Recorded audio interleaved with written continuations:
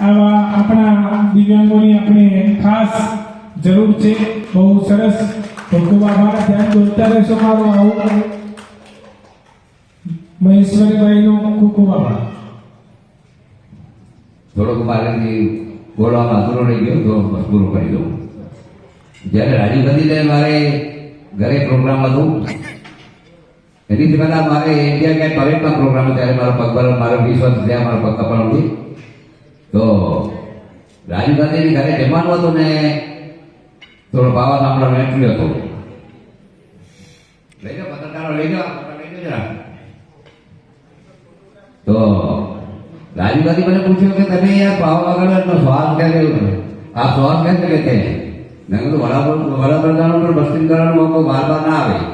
मैं कभी मजाक मैंने साहब हम साइड में ड्रम लगाते तो हरी पड़ेगी यार कि ये तो मजाक वाली बात हम हाथ में ठीक है सर। ये श्वास वाले ट्रीट क्या है जो अप डाउन करते हैं, जो नहीं आए तो जिंदगी बर्बाद है। अच्छा ऐसी अगली बात आपने सर आखिरी बात ऐसी तो आपने मेरे को बोला है कि यहाँ मेरे को कौन बोला बड़ा प्रधान के घर पे मैंने यार मैंने बाद में बोला कि मेरे लायक कोई काम है तो बोलना। देखो आदमी बड़े आदमी की बात कैसे होती है, मतलब मेरे जैसा कोई काम है तो बोलना। मैं बोला अभी तो कोई काम नहीं है, ऐसे करो तो कोरे कागज पे साइन कर दो, कभी मेरे को काम पड़ेगा तो मैं आपके पास आऊंगा। ये नहीं, ये तो नहीं हो सकता। मैं बोला साहब ये क्या वादे करा था अभी अभी मेरे को आप बोल रहे हैं मेरे लायक कोई काम है बोलना। मेरे अभी काम नहीं है तो मैं आपको बोलता कोरे कागज साइन करो, काम पड़ेगा मैं बोलूंगा। यार गाँव के लोग बहुत सही है। कल बोला मालिक ने आपको नहीं आता है भैया को घूम चले दोनों आदमी मैं अभी भी दोनों को हटा दिया। तो